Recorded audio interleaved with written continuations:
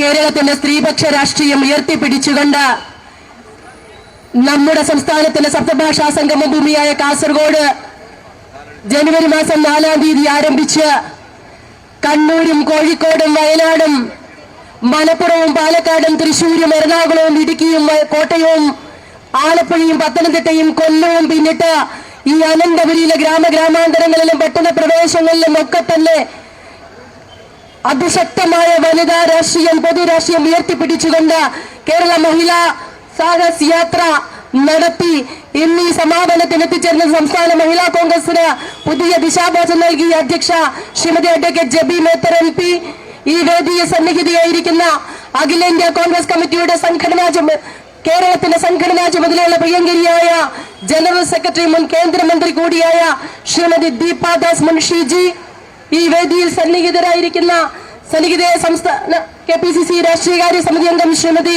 Advocate Shanimol Usman, Shri Anwar Sadath MLA, മുൻ മന്ത്രി രാഷ്ട്രീയകാര്യ സമിതി അംഗം ശ്രീ VS ശിവകുമാർ, ജില്ലാ കോൺഗ്രസ് കമ്മിറ്റിയുടെ അധ്യക്ഷൻ Sakthan Narayana sir, KPCC vice president Shri PP Sajeendran XMLA അടക്കം സംസ്ഥാന മഹിളാ കോൺഗ്രസ് കമ്മിറ്റിയുടെ ഉപാധ്യക്ഷമാർ, ജനറൽ സെക്രട്ടറിമാർ, ട്രഷറർ, ജില്ലാ മഹിളാ കോൺഗ്രസ് കമ്മിറ്റിയുടെ പ്രസിഡന്റുമാർ, ഭാരവാഹികൾ, വേദിയിലേക്ക് കടന്നു വരുന്ന രാഷ്ട്രീയകാര്യ സമിതി അംഗം മുൻ MLA ശ്രീ ജോസഫ് ആഴക്കൻ അടക്കം ഇവിടെ സന്നിഹിതരായിരിക്കുന്ന ഏറെ ആദരണീയരും പ്രിയപ്പെട്ടവരുമായ സഹോദരീ സഹോദരന്മാരെ, സുഹൃത്തുക്കളെ, കേരളത്തിന്റെ രാഷ്ട്രീയ ജാതകം തിരുത്തി എഴുതുന്ന ഒരു യാത്രയാണ് കേരളത്തിലെ മഹിളാ കോൺഗ്രസ് നടത്തിയത്.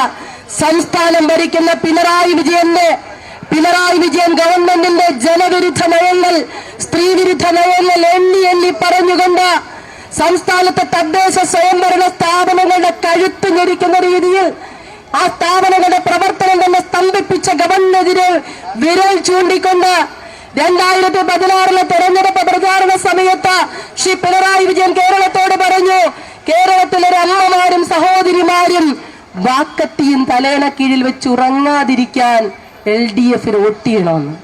കുറെ ആളുകൾ വിശ്വസിച്ചു, വോട്ട് ചെയ്ത് 2 പ്രാവശ്യം അവരെ കൊണ്ടുവന്നു.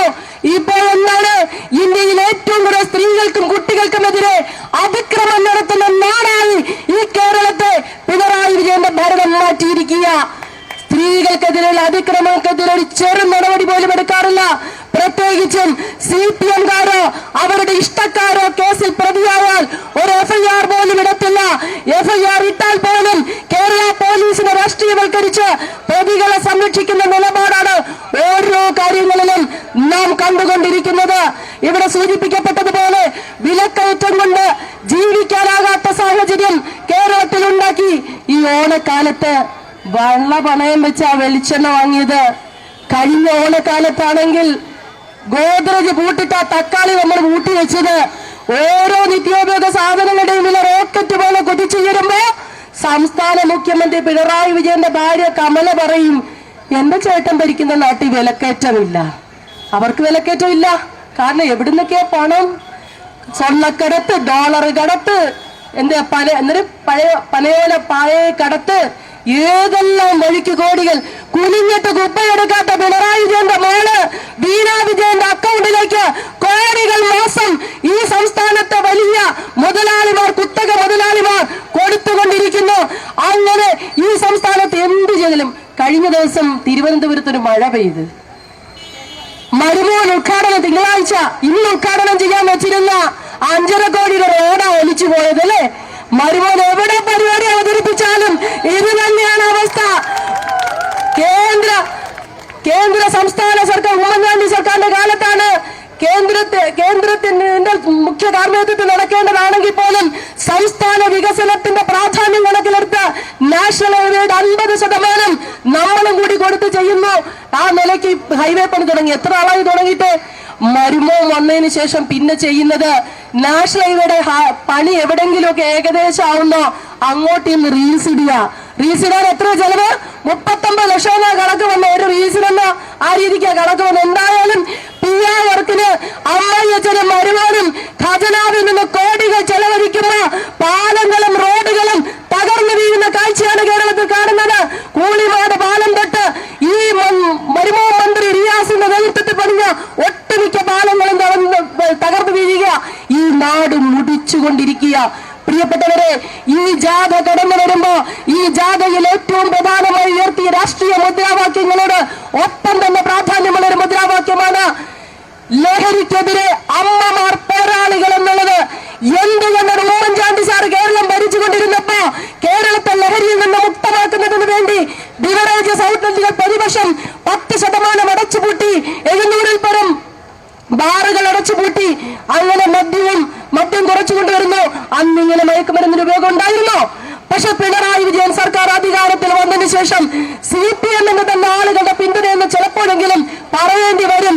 നിങ്ങൾ ഓർക്കുന്നില്ലേ, ഇവിടെ സെക്രട്ടറിയുടെ തൊട്ടടുത്ത് കുന്നുകുഴിയിലാണ് CPM-ന്റെ അന്തരിച്ച സംസ്ഥാന സെക്രട്ടറി കോടിയേരി ബാലകൃഷ്ണന്റെ മകൻ ബിനീഷ് കോടിയേരിയെ കർണാടക സർക്കാർ വന്ന്, കർണാടക പോലീസ് വന്ന് ചെവിക്ക് തൂക്കിയെടുത്ത് കർണാടകയിലെ പരപ്പനഹാര ജയിലിൽ കൊണ്ടുപോയിട്ടത് കർഷക സമരം നയിച്ചതിന്റെ പേരിലല്ല, മറിച്ച് മയക്കുമരുന്ന് കച്ചവടവുമായി ബന്ധപ്പെട്ട കേസിലാണ്. നമ്മൾ കണ്ടതല്ലേ, ഈ പ്രതിഭ MLA-യുടെ മകൻ കനിവിനെ എക്സൈസ് അറസ്റ്റ് ചെയ്തു. കഞ്ചാവ് വലിക്കുന്നതിനിടയിൽ അത് കണ്ടുപിടിച്ചിട്ട്, പക്ഷേ ആ കഞ്ചാവ് കേസ് ഗ്രാം 300 കുറഞ്ഞ് 30 അവസാനം MLA-യുടെ മോൻ പ്രതിസ്ഥാനത്ത് പോലും ഇല്ല. പിടിച്ച ഉന്നത ഉദ്യോഗസ്ഥൻ എക്സൈസ് ഡെപ്യൂട്ടി കമ്മീഷണറെ സ്ഥലം മാറ്റി ആ മനുഷ്യനിപ്പോ പറഞ്ഞു നടക്കാന്നാ കേൾക്കുന്നത്. ഈ സംസ്ഥാനത്തെ മയക്കുമരുന്നിന്റെ ഹബ്ബാക്കി മാറ്റിയത് ഈ സെക്രട്ടേറിയറ്റ് അകത്തിരിക്കുന്ന പിണറായി വിജയൻ സർക്കാരിന്റെ പണക്കൊതി ഒന്നുകൊണ്ട് മാത്രമാണ് എന്ന് കേരളത്തിലെ ജനത സംശയിക്കുമാണ്. അത്രമേൽ പോലീസിനെ എക്സൈസിനെ നിർവീര്യമാക്കിക്കൊണ്ട് മയക്കുമരുന്ന് ലോബിക്ക് കേരളത്തെ അടിയറ വെച്ചതുകൊണ്ടാണ് ഇത്രയേറെ ക്രിമിനൽ കുറ്റകൃത്യങ്ങൾ കേരളത്തിൽ നടക്കുന്നത്. സ്ത്രീകൾക്കെതിരെയുള്ള അതിക്രമം നടക്കുന്നത്, കുട്ടികൾക്കെതിരെയുള്ള അതിക്രമം നടക്കുന്നത്. അതൊന്നും തടയുവാൻ ഈ സർക്കാർ ചെറുവിരലനക്കുന്നില്ല. എന്നെ കേൾക്കുന്ന ഈ ശബ്ദപരിധിക്കുള്ള പ്രിയപ്പെട്ടവരോട് ഒരു ചോദ്യം. കഴിഞ്ഞ 9.5 വർഷക്കാലത്തിനിടയിൽ ശ്രീ പിണറായി വിജയന്റെ സർക്കാർ അധികാരത്തിൽ വന്നതിന് ശേഷം കേരള പബ്ലിക് സർവീസ് കമ്മീഷൻ വഴി ജോലി കിട്ടിയ മക്കളോ കൊച്ചുമക്കളോ ബന്ധുക്കളോ അയൽക്കാരോ ഉള്ളവരാരെങ്കിലും ഉണ്ടെങ്കിൽ ദയവായി ഒന്ന് കൈ ഉയർത്തുക. ആർക്കെങ്കിലും കിട്ടിയിട്ടുണ്ടോ PSC വഴി ജോലി? ഞങ്ങൾ കേരളം മുഴുവൻ ചോദ്യം ചോദിക്കുമ്പോ കക്ഷി രാഷ്ട്രീയത്തിനതീതമായി ജനം പറയുന്നു തൊഴിൽ കിട്ടുന്നില്ല. ഈ സെക്രട്ടേറിയറ്റ് നട എത്ര ചെറുപ്പക്കാരുടെ മുട്ടിൽ നിന്നുള്ള സമരം, ഉപ്പിന് മുകളിൽ നിന്നുള്ള സമരം, ആത്മഹത്യാ ശ്രമങ്ങൾ അടക്കം നടത്തിയ നിരവധി സമരങ്ങൾ നടത്തിയിട്ട് അവർക്കാർക്കും ജോലി കൊടുക്കുന്നില്ല. ജോലി കൊടുക്കുന്നത് CPM-ന്റെ നേതാക്കന്മാരുടെ ഭാര്യമാർക്കും ബന്ധുക്കൾക്കും സുഹൃത്തുക്കൾക്കും. ഈ സെക്രട്ടേറിയറ്റിലെ എത്ര മന്ത്രിമാരുടെ ഭാര്യമാർ, അസിസ്റ്റന്റ് പ്രൊഫസർമാരാ, അവരൊക്കെ എഴുത്തു പരീക്ഷ എഴുതുമ്പോൾ പുറകിലായിരിക്കും. പക്ഷേ ഇന്റർവ്യൂ വരുമ്പം അവരൊക്കെ മോളില. പിൻവാതിൽ നിയമനങ്ങളും കൊണ്ട് കേരളത്തിലെ ചെറുപ്പക്കാരുടെ തൊഴിൽ സ്വപ്നങ്ങൾ തല്ലിക്കടത്തിയ ഒരു സർക്കാർ BCom പാസ്സാവാത്തവന്മാർക്ക് MCom-ന് അഡ്മിഷൻ കൊടുക്കും. പരീക്ഷ എഴുതാത്ത SFI-ക്കാരെ വിജയിപ്പിക്കും. ഉന്നത വിദ്യാഭ്യാസ മേഖലയെ തകർത്ത ഈ പിണറായി വിജയൻ സർക്കാരിനെതിരെയുള്ള പോരാട്ടമായി കൂടി കേരളത്തിലെ ജബി മേത്തന്റെ ജാഥ മാറുമ്പോ, പരിവർത്തനത്തിന്റെ പാഞ്ചജന്യം മുഴക്കിക്കൊണ്ട് ഈ ജാഥ ഇന്നിവിടെ സമാപിക്കുമ്പോ കാലം സാക്ഷി, ചരിത്രം സാക്ഷി, കേരളത്തിലെ ഭരണമാറ്റത്തിന്റെ നാന്ദി കുറിക്കുന്നു. ഈ സമ്മേളനത്തിന് അഭിവാദ്യങ്ങൾ.